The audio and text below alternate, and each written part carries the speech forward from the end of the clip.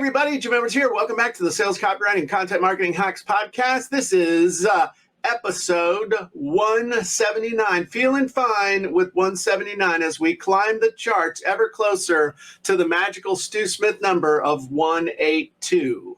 182.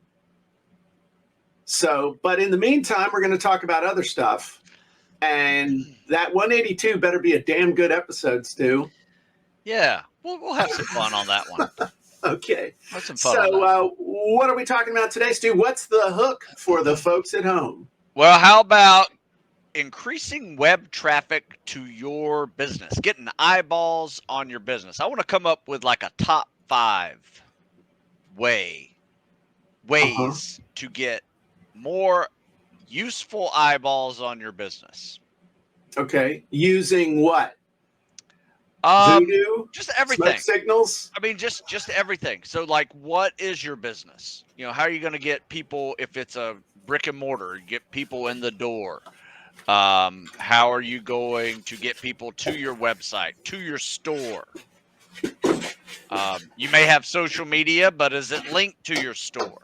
There's a whole lot of different ways, and it could be an infrastructure problem. It could also just be the message that you're sharing. Okay. Keep going.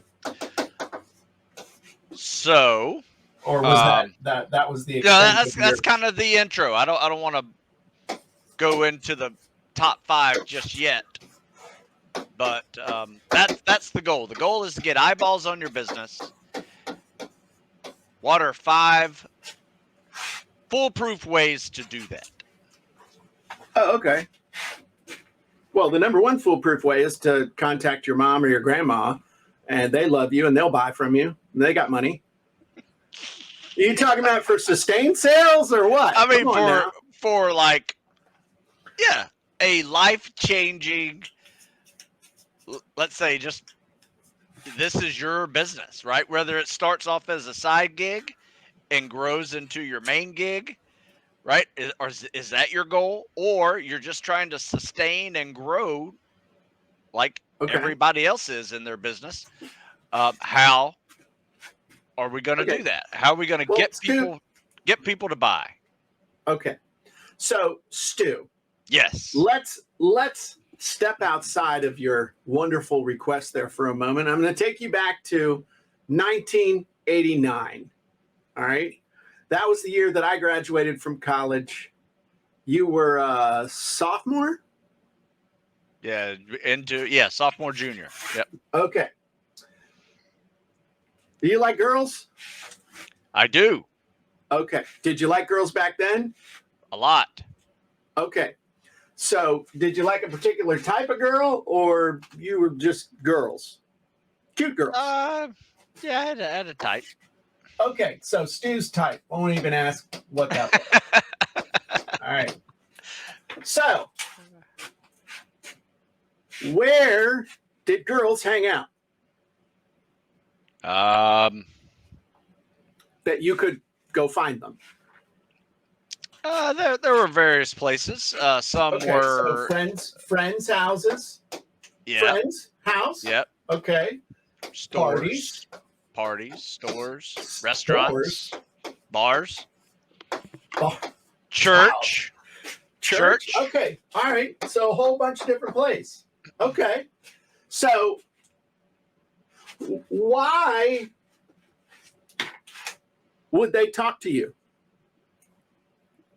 Because I would talk to them. Okay. So someone to talk to. Yeah. Why else would they talk to you? Probably because you were an attractive character, because you were some young stud from the Naval Academy. Okay, so attractive character. What could you do for them? You could take them to movies, right? Live girls, sure. Go to the movies. Dinner, yeah. Dinner, movie, yeah. Movies, dinner. Okay. Did you ever help a girl with her homework? I have, yes. Okay. Homework help. Okay. Here's how to get traffic to your business. Okay. So the biz of Stu. Okay. Okay. Here's how the biz of Stu operated. All right. First, who? Stu's type. Cute, nice ladies. All right. Probably very talkative, very just nice, fun ladies to be around, enjoyable, just smart, articulate. Okay. So we know what we're looking for. We know it ain't going to be Broomhilda. All right. You remember Broomhilda, the comic strip? Ain't going to be Yes. Broomhilda. All right. Or something from the Far Side. All right. Yes. So, where are they? Well, friends' houses, parties, stores, bars, church. Another one is referral. Yeah. Hey, referral. Sure. I can't tell you how many real estate agents were trying to hook me up with their daughters when I was single as a mortgage broker. All right. Ah. Now, why would they pay attention to you? Why would they patronize the business of Stu?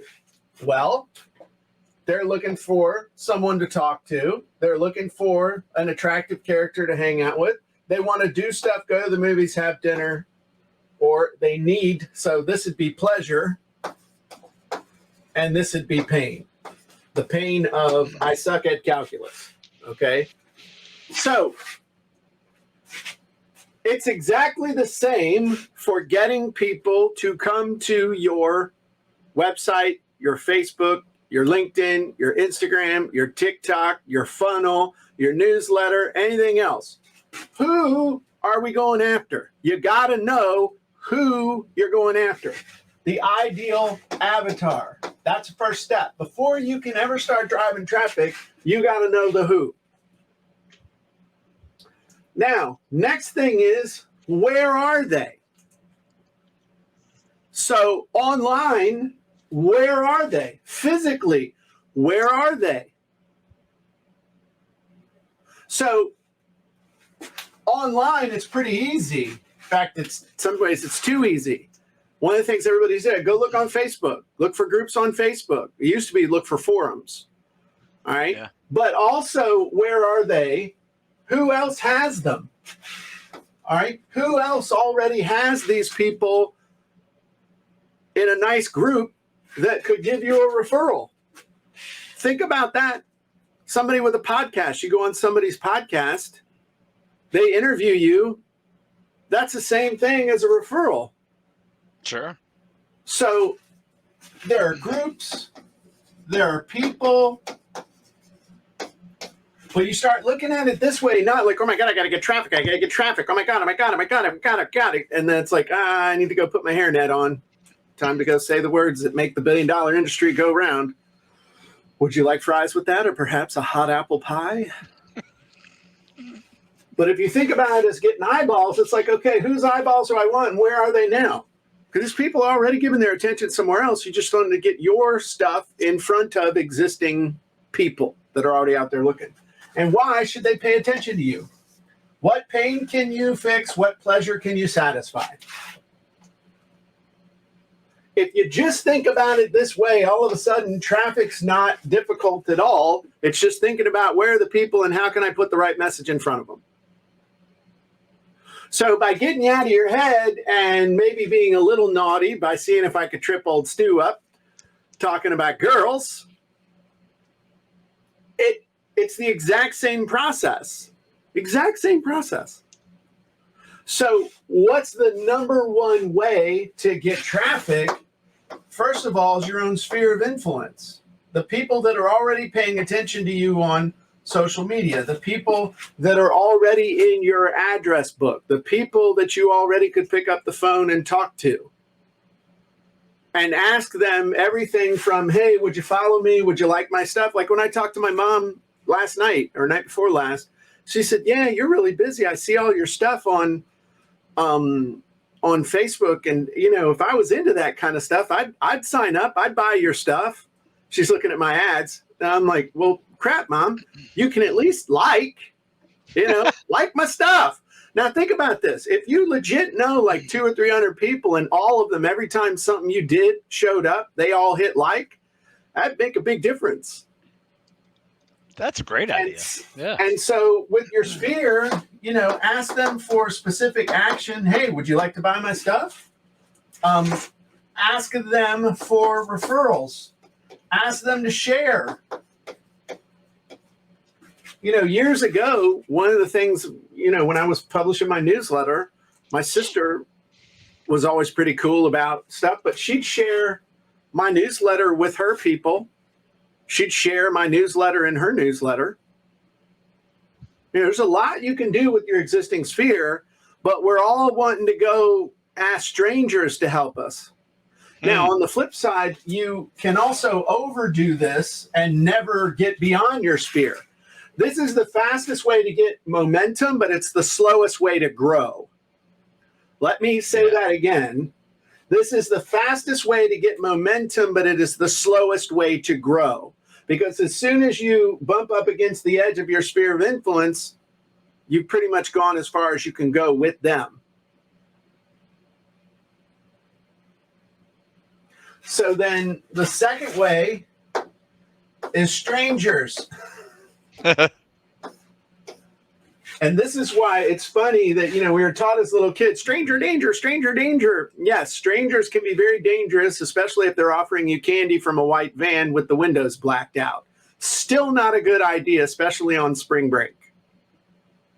However, strangers who already have the people who are your ideal customers are where your immediate source of huge opportunity is.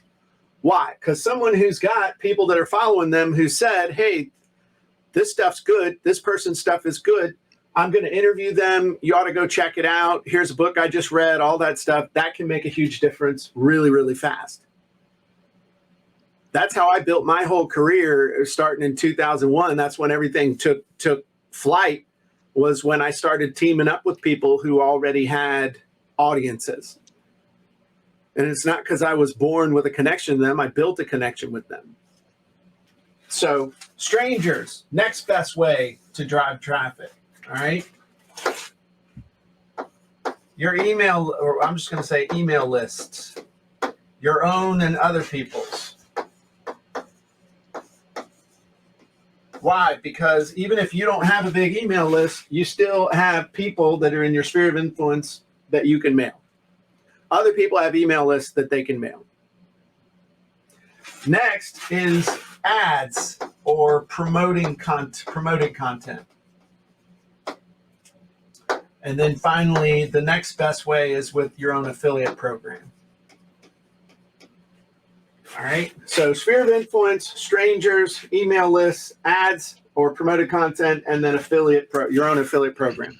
Those are the 5 fastest ways to drive traffic, eyeballs to your website. But when you look at it through the Stu dating model, it's not nearly as intimidating as thinking of traffic. Yeah, it's not as complicated. I would agree. That was a good roundabout way of explaining eyeballs on yourself, eyeballs on your business.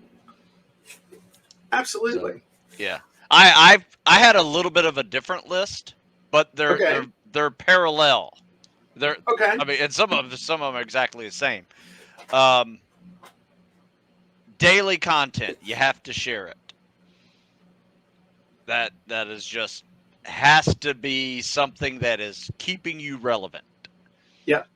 Right. Daily content aimed at a specific group with a specific purpose. Yes. Absolutely. Okay. Right. And here's one that's a little more on the infrastructure side of the house, which is you have to have a site that is mobile capable. Oh, definitely. Absolutely. Yes. Most of them are now, if you've built a site in the last 5 to 10 years. But if before 2010, mobile capability was not a thing. So if you have, I have an old website that is not very mobile capable. That's why I have a new mobile friendly. Mobile friendly. I mean, it still works on it, but it's not as useful. Your store definitely, if your website isn't, your store definitely needs to be mobile friendly. Yeah, I And looked at my stats the other day, and I had like 47% of my purchases are coming from a cell phone now. yeah, and so what? Explain for a second. What does mobile friendly mean? What does that mean? um, it just means that you're going to have a website, and when you look at it on a computer screen, looks normal, right? And then when you look at it on a phone, if you have to like swipe left and right 3 or 4 times to get the whole page to see Right, it, you want to see it with just it's just smaller and it's on your screen, right? And right. everything is functioning like your computer normally would. Instead of using a mouse or a touch screen, you're just using your phone to push the buy button and able to read an article or without a lot of scrolling left and right to fit it all in. Yeah. So it should just be able to swipe up or swipe down and Okay. be able to see the whole website. Okay. That makes sense. Yeah. So that was more of a infrastructure issue.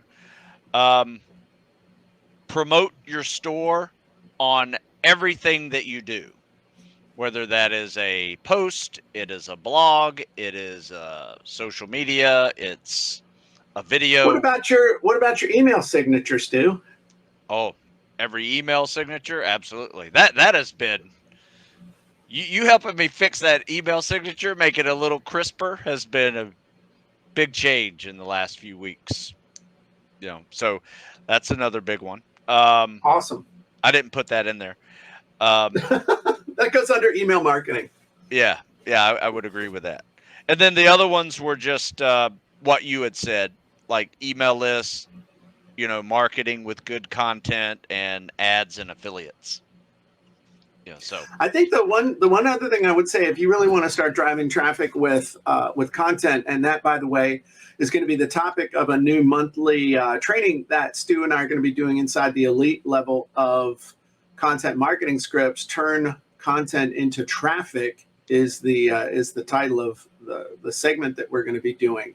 You really need to get in the habit of creating content, but also promoting that content and being proactive with your content. Reaching out to people who have your audience and not just saying, hey, I got this article, would you promote it? Because they're like, well, crap, dude, I got you and a million other people want me to create or want me to share your content. My suggestion would be that you get good with you get demonstrably good with content. That's a fancy way of saying your stuff's good. And then you reach out to other people who have your audience and say, hey, could we create some content together? Could we co-create an article? Could we do a 10-minute interview? Could we do a podcast? Could we do something? Could you and I come together to create a situation where 1 + 1 = 3? Not just trading pennies. If I have an article and you have an article and we trade articles, we still really only have 2 articles between us. But if I come with an idea, you come with an idea, and we do an interview, it creates this wonderful organic thing that has massive value for people, that is totally unique. And it's like it's a bond between the two of you. And it also raises you to the same level as that person. yeah, So, if they're interviewing you, they're saying to their audience, hey, this person's important. You need to pay attention to them. So that I think is a future thing that's going to be really important as more and more content becomes easier and easier for people to create, but the level of it and the quality of it and everything else is going to get less than the specifically created content between 2 people for a group is going to be a differentiator. well, think about this. I found a guy who was a doctor. He's not a content creator. Does very little. Doesn't have a website other than for his business. Doesn't do a whole lot. but he has Right. some really good information on a topic that I was caring about. And so I quoted him in an article. He saw that. It was like, this is a great explanation of what I do, right? Uh-huh. And I said, hey, we got to have you on a podcast. Let's do a podcast together. And, I actually, if you're looking for those kind of beginning relationships, that's always a good way to create one. But then, I actually find LinkedIn very useful for finding those kind of people because they are out Okay. there, they're subject matter experts, but they do not know how to share their message at Wow. all. Okay. And Okay. that was one of my most useful. And you're right, it put me up on the level of this doctor, just because I quoted him and then interviewed him, on the exact same topic.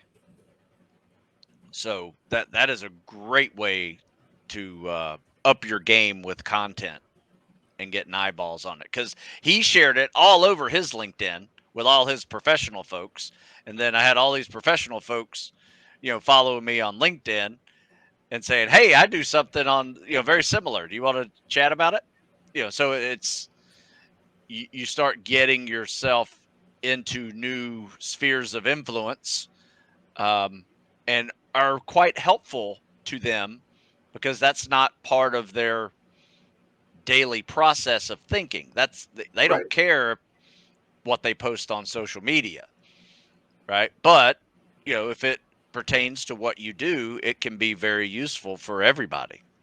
Well, and if you think about this person, everybody wants to brag about the size of their list. I got blah, blah, blah, blah, blah, blah, blah.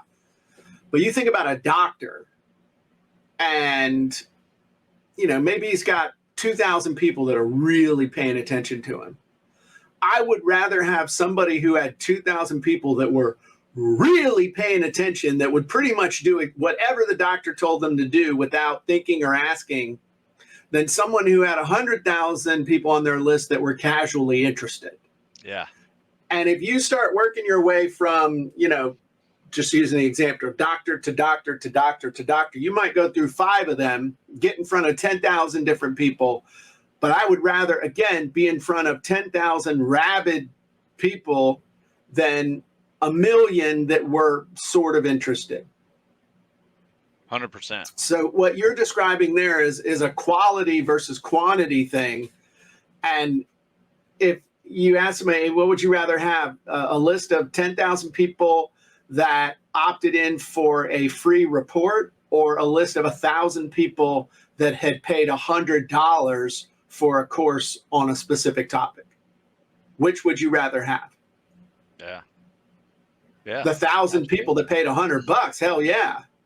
No question about it. So that was a great share, Stu. Great share. Thank you, sir. So anyway, I'm just throwing out some, some of these are common sense ideas. Some of them are from experience, and they are all very useful.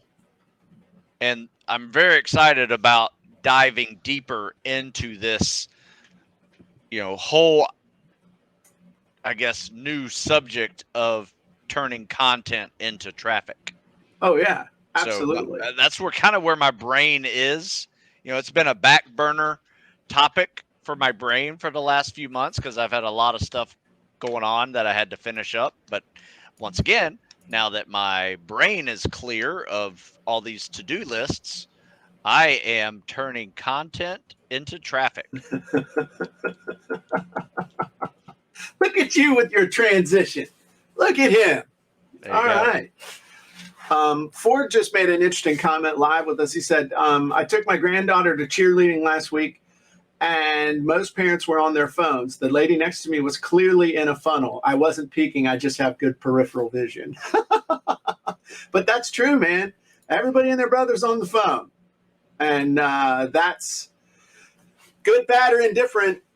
You need to be able to do stuff. I mean, I'm buying stuff on my phone all the time. Terry's asking me, where's the receipt? Is this a business thing? You know, all kinds of stuff. So there you go. All right, Stu, I think our job here is done. I would agree, sir. All right. So, Stu, if they want to get in shape, where should they go? You can find me at StuSmithFitness.com. Awesome. And one thing I want to tell you folks is that we will be opening the doors again for Content Marketing Scripts. It's closed right now, but if you go to contentmarketingscripts.com and sign up, you'll be notified when we open it up, and you'll have first crack at jumping on them genies. So everybody have a great day. We'll talk to you soon. Bye-bye, everybody.